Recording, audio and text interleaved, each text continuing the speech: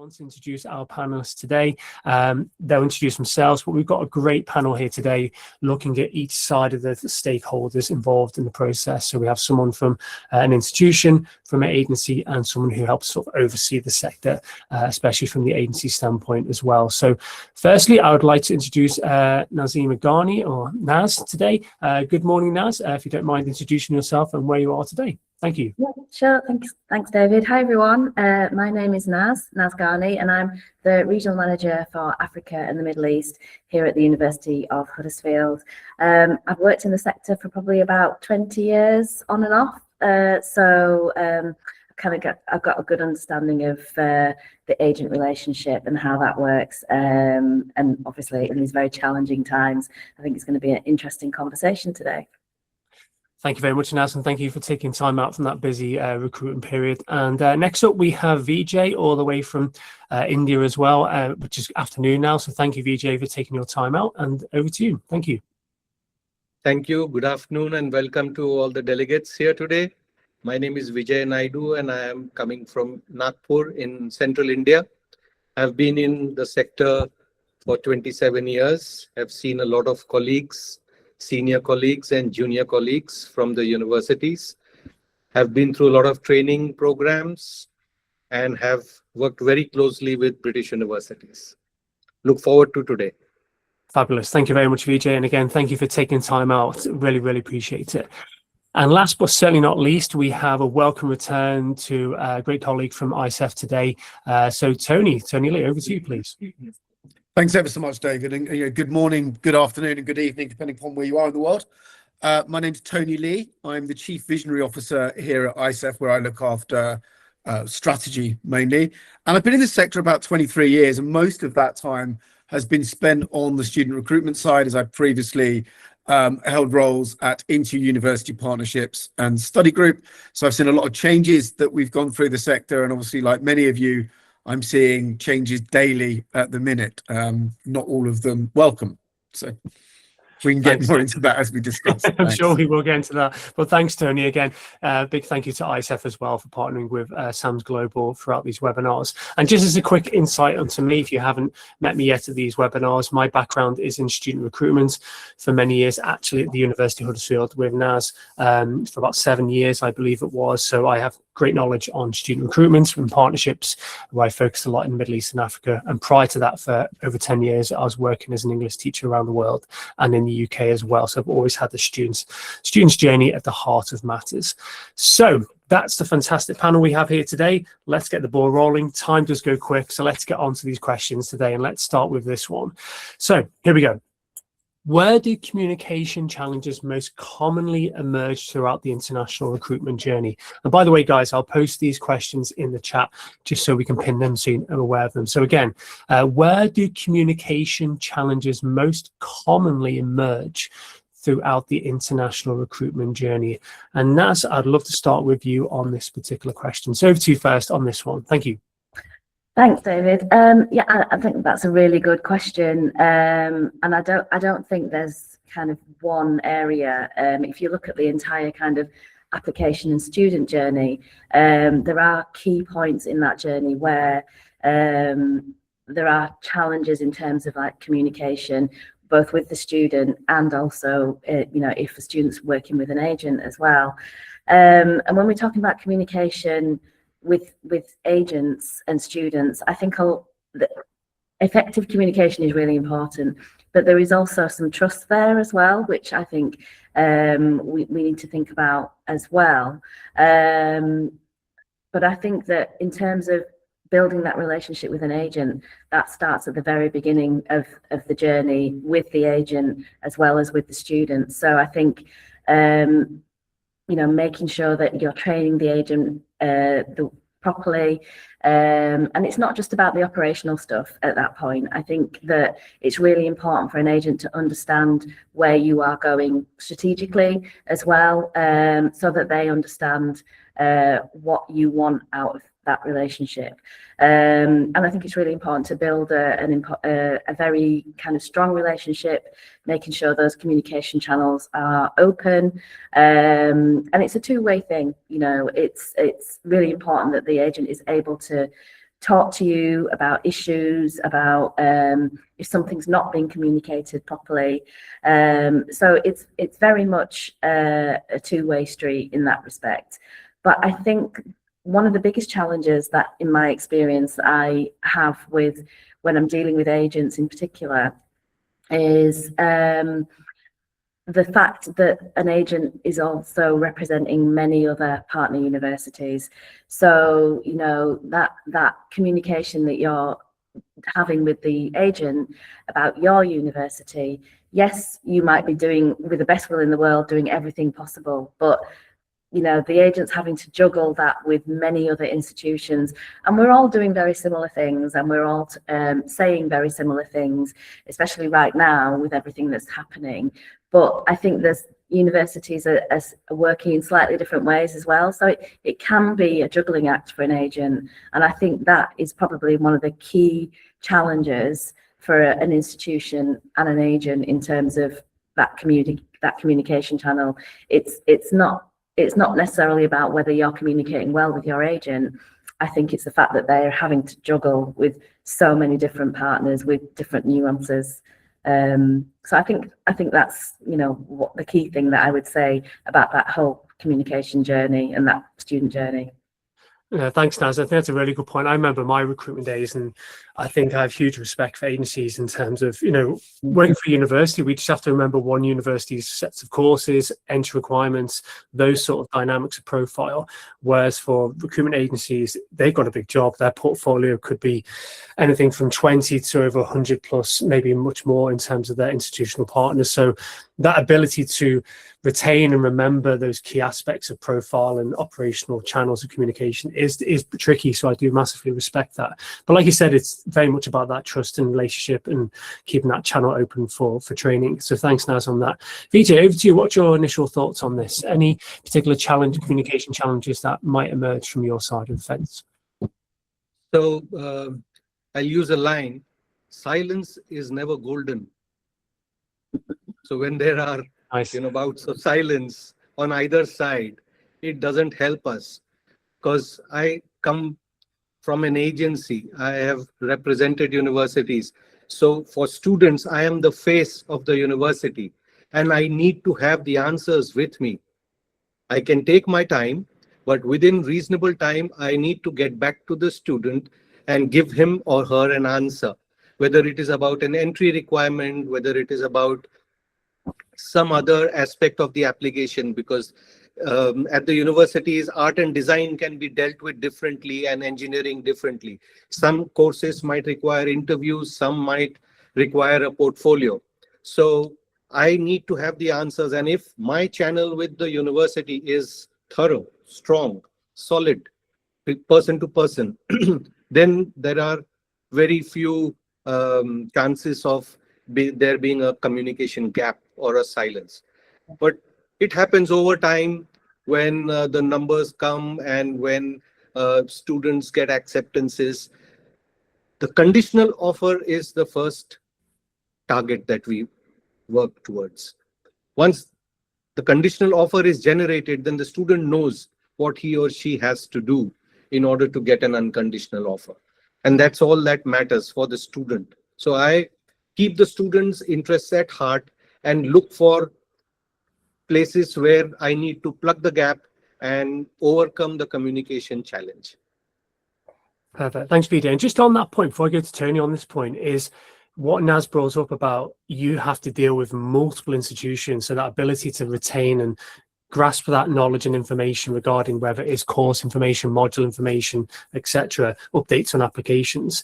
How do you manage that day to day? Do you have any particular techniques, or you may not want to disclose them on the call, but is any particular it's not rocket science. It's not rocket science. But over a period of time, we get to know that certain courses need certain skills from the students, certain entry requirements. So if those points are met, then we know we are in a comfort zone.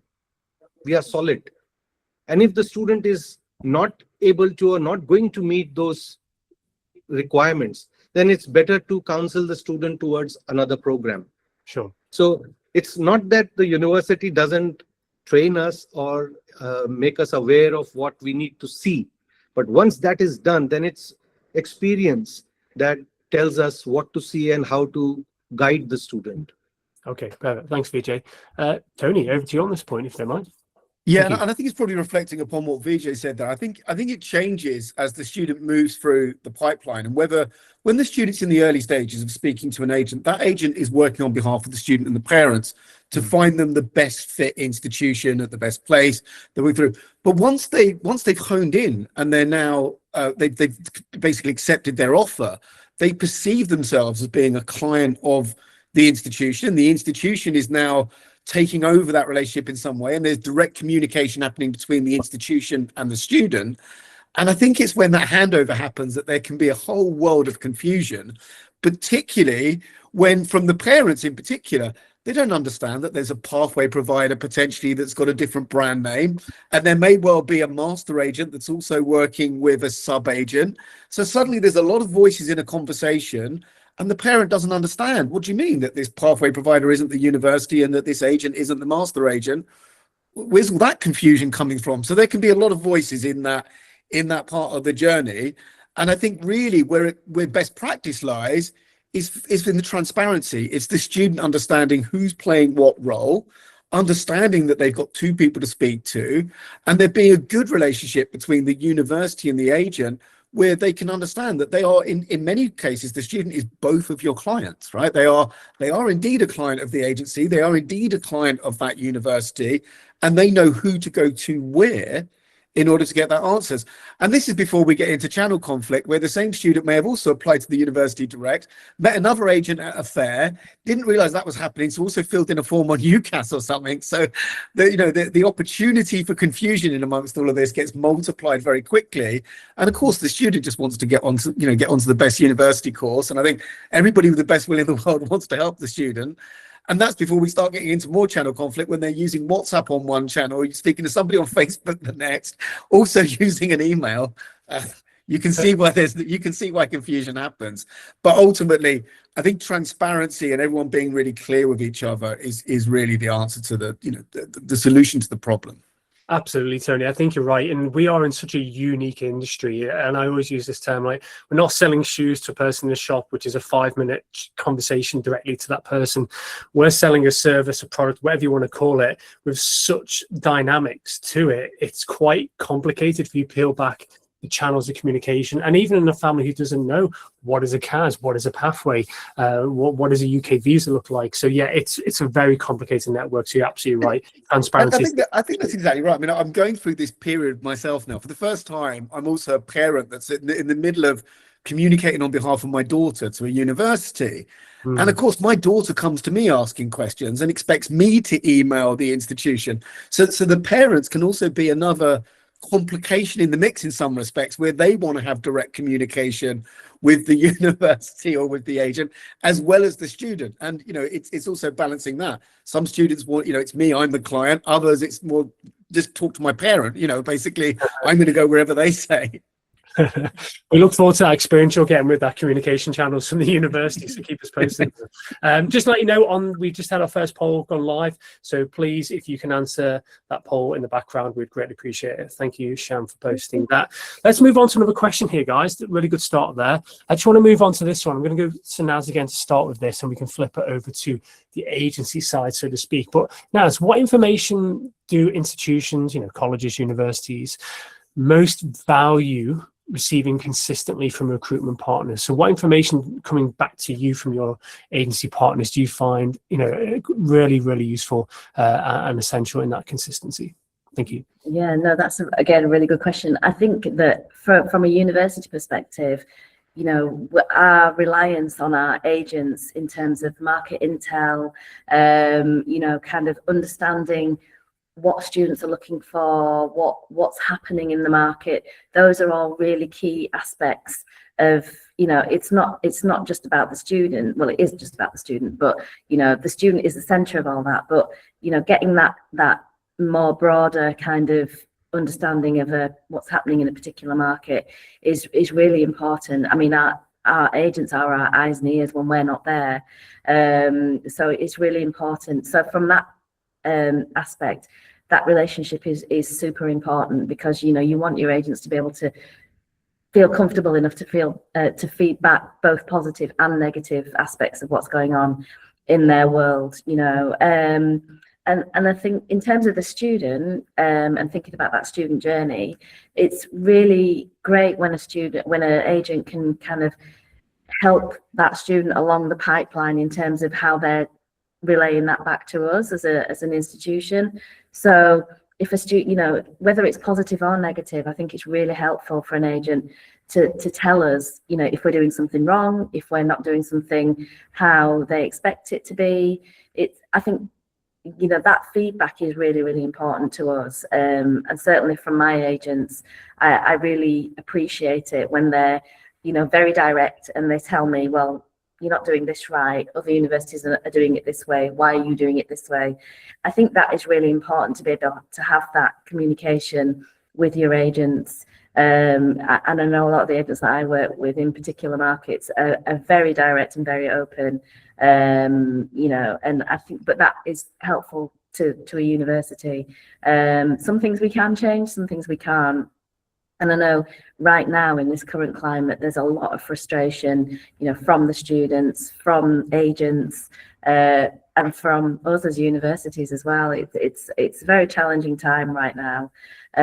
So that communication with the agent is really key in understanding, you know, how the students are feeling as well, because the agents bear the brunt of that. You know, a lot of students right now are probably quite stressed, you know, and to be able to get that information from an agent is really important, as well as, you know, the pipeline information, you know, let us know for students kind of withdrawing, declining, all of that, keeping that pipeline clean.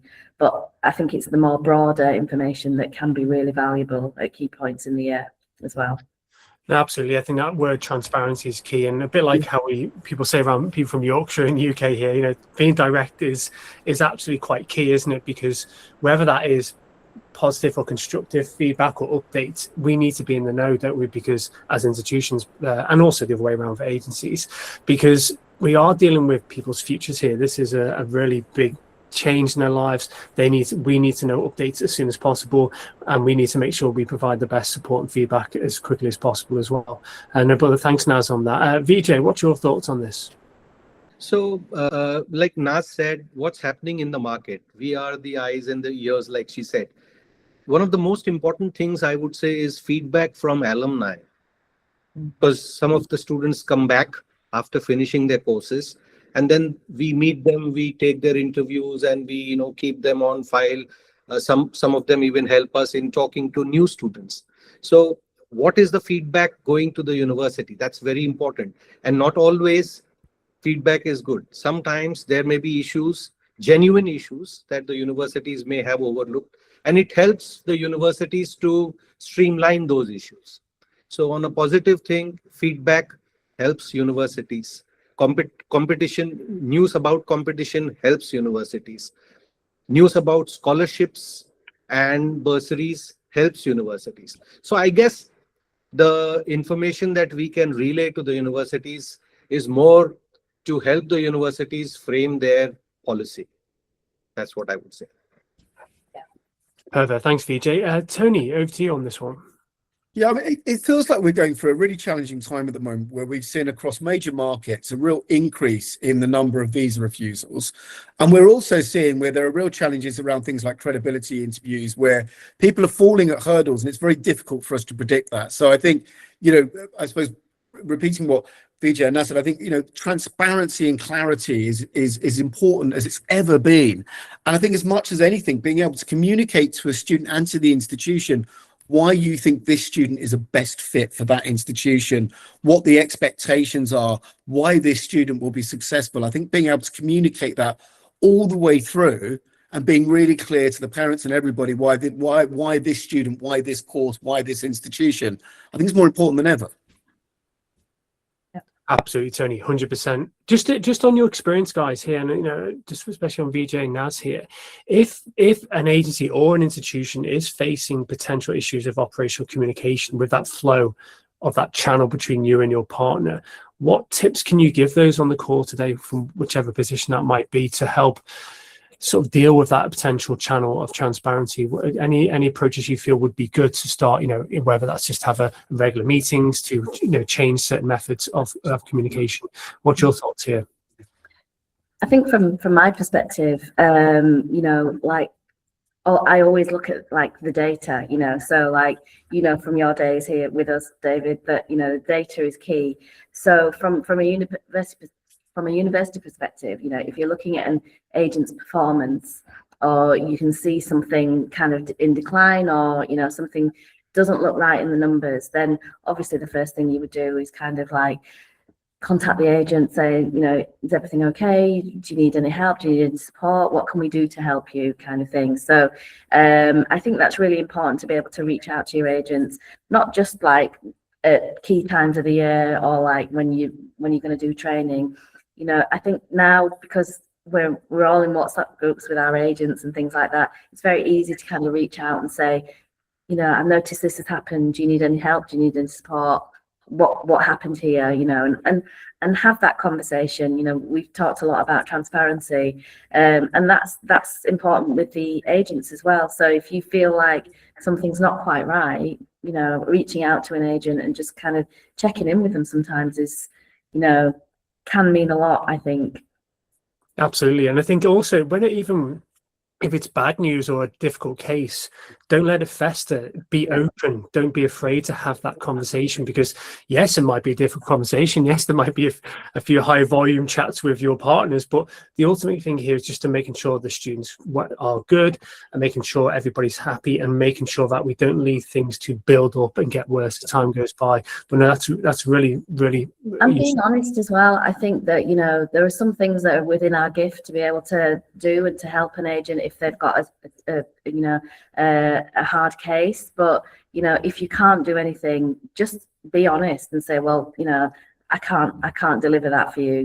It's so at least the agent then knows where they stand, and they can, what Vijay was saying before about communicating that back to the parents and the student, because at the end of the day, it's the student at the heart of this. So we have to be really honest about what we can and can't do. 100%. Yeah, thanks, Naz. Vijay? What I would say is that transparency, like what Tony also said, is very important, and you should choose your partners. They should have solid integrity, solid ethical practices, and then you should onboard such people as agents, because this term can be really misused in many markets, including mine. And I have seen almost close to 3 decades now, the numbers going up from a few thousands to 150,000. So when the volume is high, then there are chances that the agents might slip and fall. And that has a direct relationship with the university's brand value. Now, once the university's brand takes a hit, a few have taken a hit in India, then nobody's going to touch that university again. So it has to be a solid partnership between the agent and the university in order to be able to help the students right from the inquiry stage till enrollment. And it's a long journey. What Tony also said, he's facing, we know, because every other day in individual WhatsApp groups, there are queries, there are questions, there are doubts, there are concerns. They need answers. If we have the answers, we give them. If we do not, then we fall back on our university colleagues. Yeah, absolutely. Thanks, Vijay. Tony? I think we've just lost Tony. We might have lost his connection. I'm back. Oh, Sorry, he's back. Okay. There was a brief dip there, and it's funny. Just before I dipped out, I saw a note there in the notes that somebody put forward from the audience, just really saying that universities want to know what the next step is, and I think that's more important than ever as we go through this era as a sector where the immigration argument is more prevalent than ever. Universities want to know what next. If your plan is to come back and run your family business in your home market, then that should be, that should be at the forefront of what you're talking about. If indeed your plan is to come and take up post-study work rights and to get this internship and to see whether that can turn into longer migration, I think everybody should be upfront, honest, and we've heard that word again and again in this webinar, but transparent about that, because where I think there's a problem is if somebody has been promised a migratory path, but actually that's not what's actually happening. They're actually being sold a course that leads towards employment back home. I think everyone just needs to be very clear and open about that. Really? Again, more than ever, because I think that's where things start to fall down when there's a credibility interview and things like that, where it's like, no, I absolutely want to become an Uber driver in North England or whatever it might be, when actually that's not what you've signed up to study and what you're doing. I think you're absolutely right there, Tony. And like, as you say, this is not like you're just making a minor mistake. If you do get that credibility interview issue, it could have a huge knock-on effect. And we certainly don't want that for anybody. Naz? Yeah, I was just going to add to what Tony was saying there about what we're starting to do and what we're trying to kind of get across to our agents as well is for students to be able to create their own stories. Because obviously, the UKVI are now kind of talking about whether a student is genuine, whether they're credible. If they're not doing the right kind of research, they're not a credible student, apparently. So, we're trying to kind of work with our agents and get the students to kind of create their own stories that are personal to them, to make them more credible and to make them, come across as more credible. The majority of students are credible students, but I think even though we're not allowed to coach students, we have to help them create that whole kind of story that is personal to them. And I think that's I think in terms of communication, I think that's a really important message that we have to get across to both our agent partners, students, parents, all stakeholders, because that feels like how it's kind of, moving in that direction in terms of having that personal story. And I think there's that picks up on a broader challenge that we've got as a sector, and one that we're certainly looking at the moment, is our inability to tell that story in an effective way across the different stakeholders. So when we all know that international student recruitment absolutely helps local economies within the UK, because those students are, they're customers of the local coffee shop, they rent properties, they buy clothes, their families come to visit. It has a massive economic impact. Then when they return home, they have a positive impact on the GDP of the source market. But we don't tell that story very well. And I think that, we can do a better job, I think, of having that joined up storytelling between the agencies and the institutions. And I think that, again, we come back to transparency and the use of technology. We've kind of got to all work together, I think, just to improve the way that we operate together and improve the way that we tell that story. Here, absolutely, 100%. I can't believe it's 10:30 already, or we're halfway through the session here. I want to get two or three key questions before we go over to our chat towards the end of the session. So the next one here, guys, I think this is a really important question here. I might start with you, Tony, on this one. How can universities and agencies work together to ensure important information, such as some things we've already talked about already, is not only shared but effectively cascaded through teams and communicated accurately to students and families? I mean, I'm going to sound biased here, but I'm a great lover of technology. My previous job title was head of digital. Before that, it was digital lead, or whatever it might be. But I've always been a real proponent of using technology in the right way. And I mentioned earlier, when you've got multiple channels, you've got multiple channels and multiple stakeholders, you've got to utilize technology. So, I'm a great believer in the use of things like customer relationship management. The reason why CRM software is called that is because it does what it says on the tin: customer relationship management. And being able to bring people into those systems in a way that's GDPR compliant, I think, is essential. Because, as we just mentioned there, you may have somebody talking to them from the pathway provider, another from the master agent, then the sub-agent sent them an email, and then the university sent a direct message, but that came through to WhatsApp, which they picked up, and the email went to mum when the WhatsApp went to dad. That's just, who knows what's going on. So unless you can capture it all in one place so people can see the thread, we all deal with this in our work as well, right? When I'm using Slack Messenger and a WhatsApp Messenger, and I'm using emails, and I have those moments where I'm looking for something and then I'm like, oh no, it was a message on LinkedIn. So we have it in our own everyday lives, that we're trying to manage multiple communication channels, and it gets complicated. So I'm a great believer in trying to pull those things together. Absolutely, Tony. Before I just go reply back to Tony on that, our second poll is up, by the way, so please answer that poll if you can when you get a chance. I absolutely agree on that. I think if anybody wants a good top tip on a really good thesis or dissertation topic for the future and on industry, definitely focus on heat mapping the communication that goes on through the whole student journey. If you think about it, like what Tony was saying there, behind every student lead, there must be hundreds and hundreds of requests, communication channels. It would be almost like an internet network heat mapping. It would be fascinating if anybody wants to do it. Obviously it's hard work, but I'd love to see the results of that. But you're absolutely right. And of course, I help oversee, and this is obviously not no marketing push here, I help oversee a CRM system for SAMS Global, and all CRMs are fantastic in this case. There's a lot more in the market as well. But if you've got any kind of system like that to help centralize that ability of those communications, and it's not just communications as well, it's your teams in your office knowing who's doing what next in the student journey, because it can get very fragmented very, very quickly. Over to you, Naz, on this point here about universities and agencies working together and making sure the cascading of information gets down properly to our clients. Yeah, I mean, I wholeheartedly agree with Tony. I think a CRM system, I mean, we're having that battle right now. I think when you don't have something, you realize how important it is.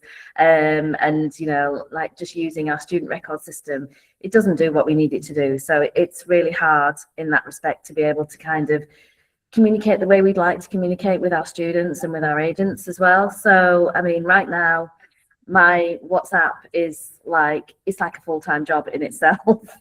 So but it's the easiest and fastest way that we can communicate with our agent partners. They ask the question, we can respond really quickly, but it's not ideal, and like Tony said, one message might go to someone, so we have no guarantees. As long as the agent group is part of that WhatsApp group, then we feel confident that the message is getting across to all the counsellors and everybody that needs to know that message.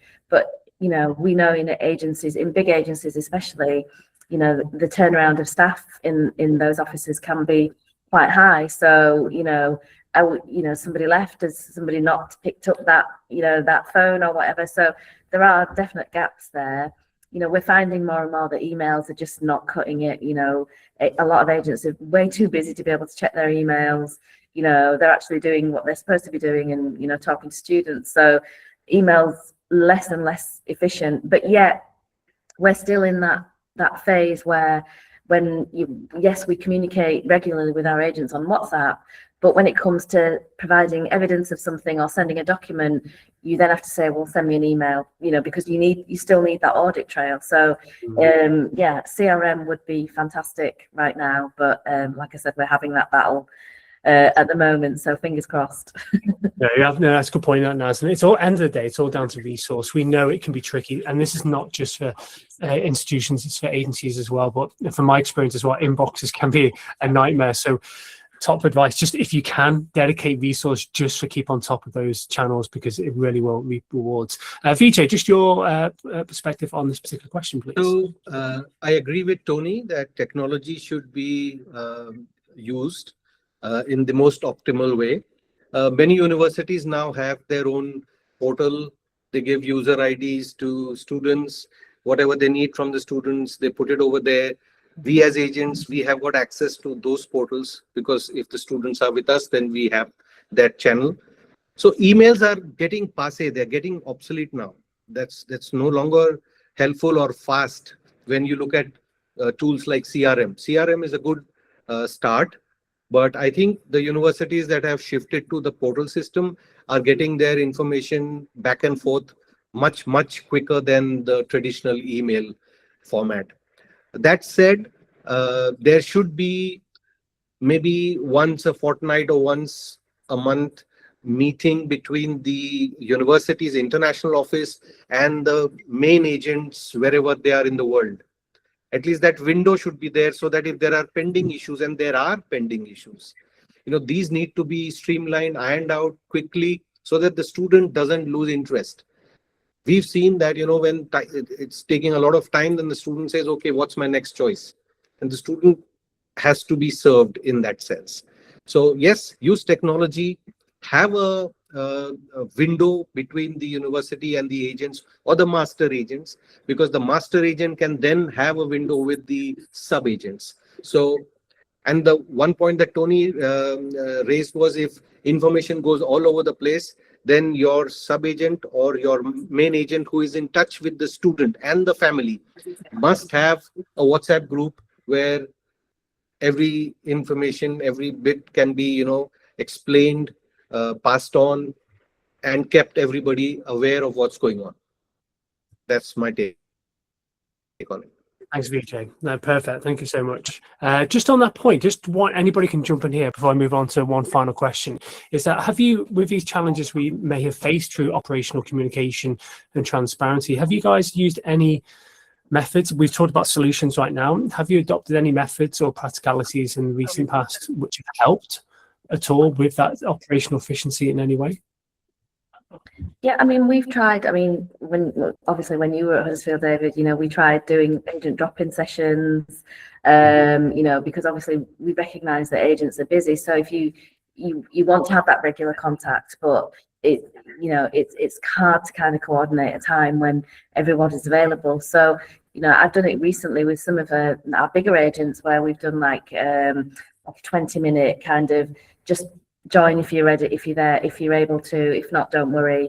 And I'm there for like 20 minutes or whatever on Teams, just waiting for anyone to join if they need to. But we've started doing kind of very short webinars as well. Not even webinars, they're kind of information sessions. So we'll do like a quick 15-minute update, because something's happened. Obviously everything that's happening with compliance at the moment, things are changing very rapidly. So the quickest way to get messages across to our agents, aside from the WhatsApp, is to just do a very quick 15-minute information session to get that across, and just invite everybody to come to that and just do a quick update. So, we're trying to think creatively and think of better ways of doing things all the time. But it can be challenging sometimes. No, absolutely. I think it's a nice approach. That bite size is key there, isn't it? And also, I think life is so busy for everybody. We're all busy with our, whether we're studying, we're working, etc. But I think if you're able to put into bite-sized chunks, that's great. But at the same time, I think we are talking about technology, and I'm a massive fan of technology. Obviously, I work for a technology company, but the key thing is that we don't want to lose that human touch of communication. So we can't obviously visit all our agents every week around all the markets. It's practically impossible. But if you're able to have that cafe chat online on a regular basis, that certainly would help a lot. Any other top tips, guys, before I move on to another question? Okay, no problem. Well, I've got a big question here I want to ask. I just want to move us slightly away from the sort of focused area of the operations side of it, but just look at it from a slightly broader perspective here. So I know we've spent a lot of time discussing communication between institutions and agencies, but I just kind of want to finish our main questions by just broadening the conversation around communication slightly. So students and families can receive information from many external sources, including media coverage, friends, family, and social media, which can sometimes influence perceptions of studying internationally and in the UK. In that environment, what role do universities and agencies play in providing clear, balanced communication that helps students and families make informed decisions with confidence? So big one, this, guys. I will post it in the chat. But anybody who wants to jump in first, maybe Tony, if you want to jump in on this. Well, I think it starts to really open again that question about transparency and basically explaining the relationship. So if you are in a sub-agent relationship, I think explaining that to the student and the parent as to what's happening here, and I think for me, that can always be a good conversation. The fact that that student is the best fit for an institution that you may not have a direct relationship with is a good conversation to have. And I think equally, being able to explain the commission side of things, so being able to explain, how you're being compensated for the relationship and the service that you're offering is another thing to be completely open and transparent about. And again, for the institution to explain what they see as being the role that the agent is going to play in market versus, a direct call with the admissions office, for instance. So, I suppose signposting where the student should go. If you've got a question about XYZ, where my application is, please come directly to us at the institution. If you've got a question about this, then your agent is best placed to help you through that. And I think it couldn't, again, it's, I go back to a time when this was quite simple. I remember working before Facebook was really a thing, and there was really clear channels. Everyone used email. But now you've got things like the Access platform, and people are using study portals, and then they're talking to 4 different AI chatbots. So, poor students, they're going to get confused as to who they're supposed to ask, where and when. And for us, we know about this journey because we see it every day.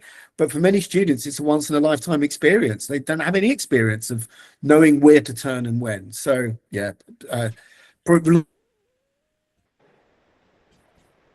Oh, we just lost you at the end there, Tony. We just lost your point. We just dropped out there, but you can come back in a second. Sorry, my internet keeps dropping at the most inopportune times. No, we're on the edge for your final point there. We're my like, final point there was that, signposting for the students, basically being very clear to them, that if your question is related to X, go here. If it's related to Y, go there. And them understanding, that they've got this family of advisors around them and understanding who plays what role in that family advice. Otherwise, before you know it, they're taking advice from their auntie that's never studied overseas, or the cab driver they saw yesterday told them one thing, and then they spoke to a barman that told them that England's dangerous, and that's before they've seen a load of nonsense on social media. So we also live in a time of misinformation, and it's our role to make sure that we're getting the accurate, correct information into the students' hands. No, absolutely, Tony, and I'm sure Naz will probably nod ahead to this. The amount of times I've had this situation where potential student calls and says, is in a sweat and frenzy, saying, my friend's friend, next door neighbour's cousin's friend's friend said that, and I'm like, whoa, hold on a sec, let's go with the source of truth here. So I know, Naz, we've been there, haven't we? So I think that's a really good point you mentioned there, Tony. And Naz, on what Tony said there, or anything you want to add to this question? Yeah, I mean, I think Tony summed that up quite well, actually. But I mean, from our perspective, like it is really, really hard because you've got so many different channels where students can get their information from. We do bang that drum, and we always say, only use like official sources for your information. But you can't police that, you can't manage that. So we try and we run regular weekly webinars for all our offer holders. That it's repeated every week. They can join if they want to. They can come once or they can come every week, and that's where we communicate all our official information, and it kind of goes through the whole journey from a student. As soon as they get their offer, what are the next steps? And we run that every week throughout the cycle. And students are invited to that, and they can come as many times as they want. But, it's like a student having webinar fatigue, they're fed up of webinars. Again, we need to be thinking about more creative ways to be able to get that information across, and maybe use social media to our advantage, as well, and like try and put our messages out there. But aside from that, I think, sorry, some workmen in the background that started drilling there. But from a university perspective, I think we're quite lucky in terms of what Tony was saying about signposting, that we have all the main services that a student or an agent would need access to, all within the international office. So, in terms of internal communication, we're very easily able to talk about a particular case with the immigration team, with the admissions team, because they're all just here. So, so I think that does help. But yeah, I think social media is a beast in itself, and getting to be able to kind of manage that is a challenge as well. So. No, absolutely. Thanks, Naz. And by the way, we couldn't hear anything in the background. It was nice and quiet. Thanks, Naz. Thanks for the input on that. Vijay, are your points on this question? So, and by the way, sorry, Vijay, yes, we've got a final poll going in the background. So when you get a chance, guys, please answer that poll. Sorry, so as a counselor, we have to wear a lot of hats. One of the hats is that, a family elder. So when students and parents talk to us, they talk to us, as if we are family. And once that bond is strong, then no matter what social media says, no matter what the print media says or anybody says, they are going to trust you. And if you can hold on to that trust and give the right advice, then the student has made up his mind. Then they won't waver unless there is a crisis situation or whatever. But the current buzz that is difficult to beat is the economy. And we have no answers to it because we are not economists. And they say that the economy in the UK and the broader economy in Europe is not very strong or healthy. So is it the right time to invest in education? That's the big question. That's the conversation that's happening in families. It's not about selecting A university or B. It's the larger picture. And we have to be a part of it. We have to give some input over there. And the rest, we have to just wait and see what evolves. Yeah, thanks very much on that. I appreciate it, Vijay. I think also I think this is key that we know there's can be a lot of negativity in the press and from social media right now. So again, news outlets will always, focus on the sensational news. So just remember, please, let's source that information from the correct, the reliable sources and the truthful sources and the people have experienced, that reality. So that's really key there. Thanks, guys. I think what we'll do is we've got about 10 minutes left, so we'll try and jump to some questions from the chat and maybe add a few additional ones on as well. Let's have a quick look here. I've got one from the chat. I can't remember who it's from, but one solution for timely communications between agent and institution is delegation. One pathway provider has used a special WhatsApp for inquiries only, which is manned 24 hours a day, and agents only contact their account manager for other matters. So again, I'll just repeat that again. One solution for timely communications between agent and institution is delegation. One pathway provider has used a special WhatsApp for inquiries only, which is manned 24/7, and agents only contact their account managers for other matters.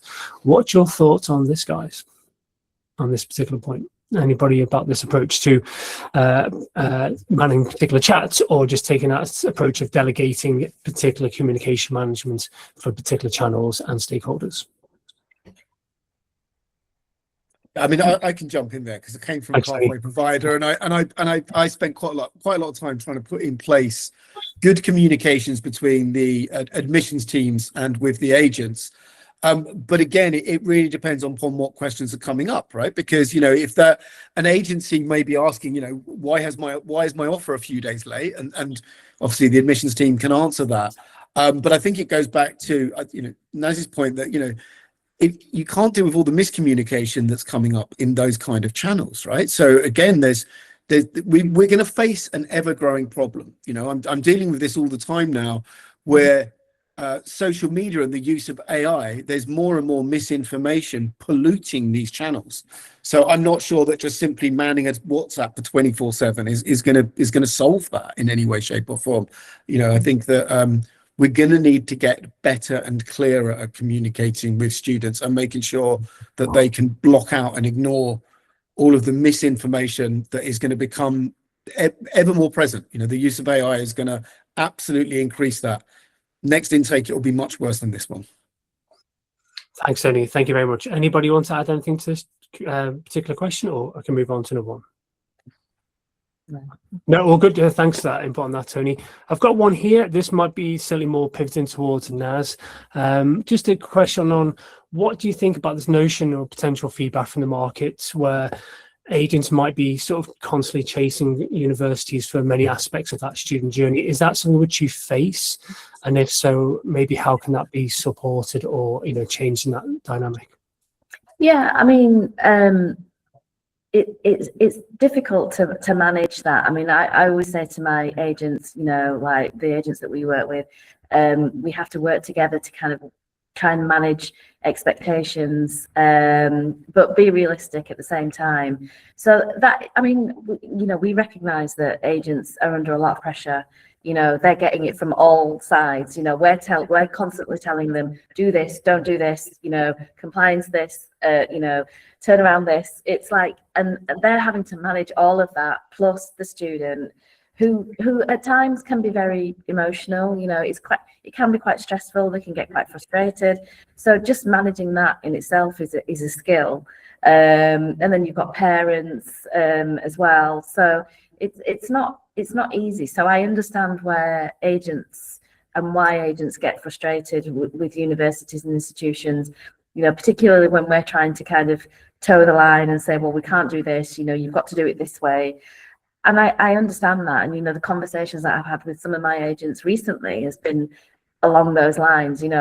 I'm a recruiter, I'm a salesperson, but I've spent a lot of time having conversations with my agents that are absolutely not sales, but that's all part of that relationship. You have to take the rough with the smooth, I think, sometimes. So I totally understand from an agent's perspective why they can be kind of quite demanding and quite insistent about certain things, because they're having to please a lot of people all of the time, and I think sometimes as a university, I was having this conversation with a colleague a couple of days ago. You've got to remember the student is in the center of all of this. So, if the agent is demanding something, it's not just because they're trying to be difficult, it's because, they have a relationship with that student and they want to make sure that student ends up enrolling with you. So they're actually trying to do you a favor. So, I think we have to bear that in mind as well. So I'm not sure if that answered the question. But absolutely, I do. They have the brunt of it, don't they? They've got to deal with the front end of it. Exactly. Yeah. 100%. Thanks, Naz. Vijay, do you want to add something to this? So yes, my response to that would be the application per se should be so solid in terms of providing all the information that is required by the admissions team or the faculty that takes the decision. Once that is done, then there is no need for back and forth communication asking for this or the other information. It can straight away result in a conditional offer.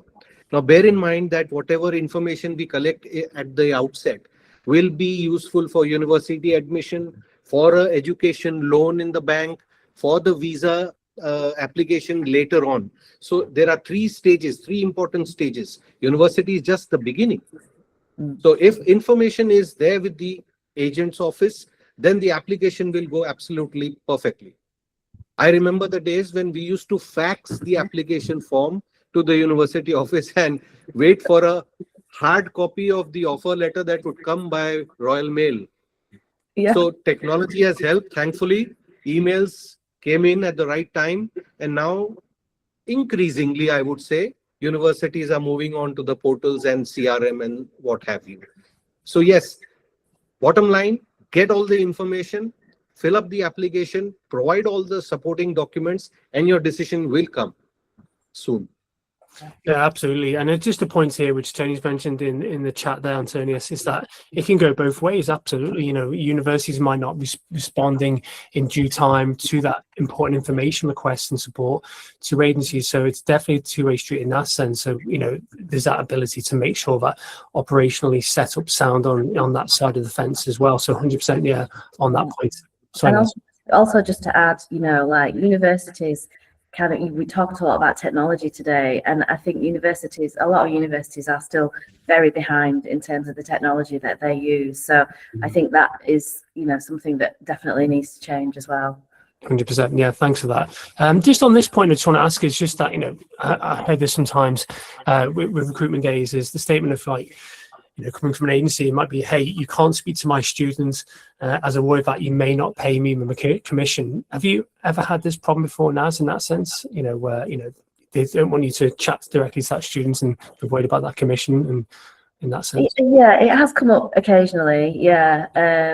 But obviously, we with everything, with AQF and everything, that's something that is, it's happening more and more because, because so many people, so many companies we're being approached by companies all the time. So it does happen. But obviously we only kind of, if we know an agent is working with a sub-agent, we will run all our communication through the master agent. We don't really have that much to do with the sub-agents. So it's not really something that, I wouldn't say that I would have come across this many times, but it has come up in the past, yeah. Thanks, Naz. Thank you very much indeed. We've only got a few minutes left, so any questions, final questions, we'll do our best. I'm so sorry if we haven't answered all these questions, but I just think there's a few which have been posted in the chat here, and there's this sense of economic pressures, maybe tension in that market. Someone mentioned about tensions in tranquility, wherever it might be. And Tony, and just bring you on this, that how can we just, again, I've already mentioned it in a question earlier on, but just finally, how can we just reassure through our channels, through to our partners, and through ultimately to the students and their families that it's a good place to still come and study whether that destination market is and what you should rely on in terms of that key source of information?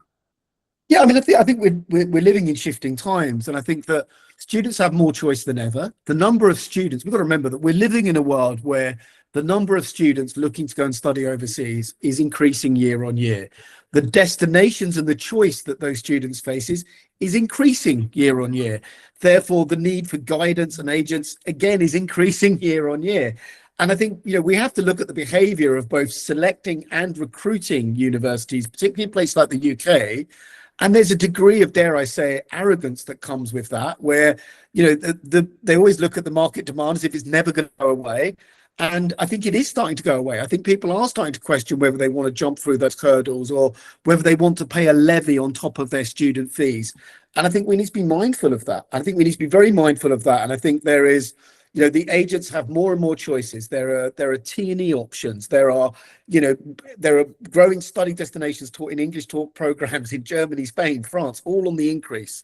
There are new options coming up in Malaysia, Japan, all the time. So it's still a competitive market space out there. And I think that, we all need to work together to make sure that the student is going to the best fit place. And that best fit place, those options are growing all the time. That would be my kind of final thing on that, really, is that, Thanks, the market's moving and it's not all negative. Thanks, Tony. Vijay, and then on to Naz. So one last thing I would say is that we in the market as agents are the face of the university.